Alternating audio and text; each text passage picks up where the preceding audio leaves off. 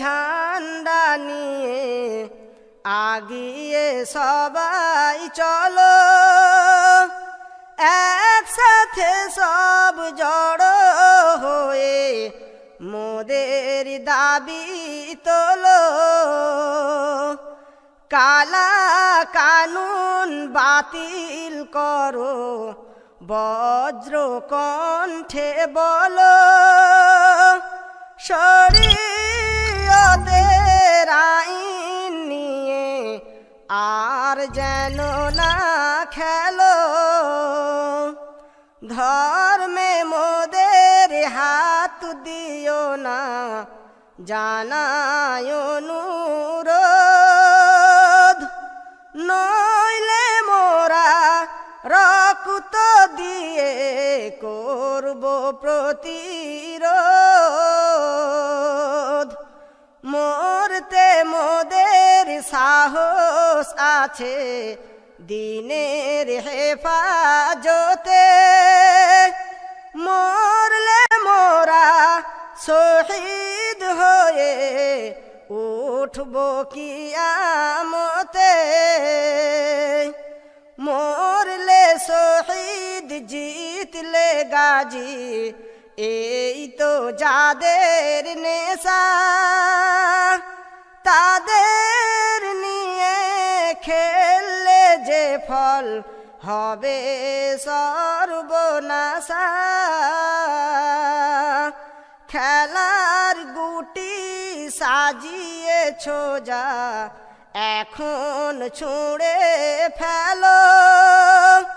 ধর্ম নিয়ে ফাটকা খেলা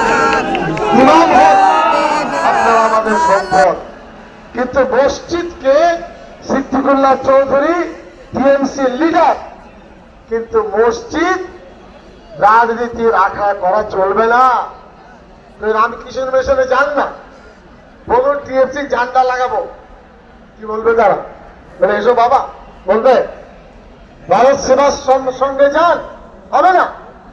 আপনার ইমামতি করুন, বুঝতে পারলেন? আর বেশি লোভ করবেন না, তার ইমামতির টুপিগুলো ময়লা হয়ে যায়। আর একটা কথা কি বললাম, ইমামতিটাকে মসজিদটাকে রাজনৈতিক ভাবে একটা জায়গা করবেন না, সমাজের ক্ষতি হয়ে যাবে, মসজিদের পবিত্রতা নষ্ট হবে। ওরা আমাদের ছেলে, আমাদের ভাই। আর বড় বুজুর্গ আলেমদেরকে বুড়ো আঙুল দেখাবেন না, এটা 3 নম্বর কথা বলছি। কি বললাম? বড় বুজুর্গ আলেমদেরকে বিডিও এসডিও ডাকছে, পাপ হয়ে গেছে। ইমামদেরকে ওই কি নাম সবুজ বাতি দিয়ে ডেকে নিয়ে যাচ্ছে। হাই ইমাম, তুমি বুঝতে পারছো না তোমাকে কোথায় নিয়ে যাচ্ছে? আমি ইমামদেরকে ভালোবাসি, আমার বহু ছাত্র ইমাম, অসংখ্য ছাত্র, তার থেকে আমি ভালো পড়াশোনা আমি করতে যাচ্ছি, আমার আপত্তি নেই। এক হলো মসজিদকে রাজনৈতিকরণ করা। ফুটবলায় যান, যে বলুন রাজনীতি করুন মসজিদে, ফুটবল শুধু বাইরে দেবে?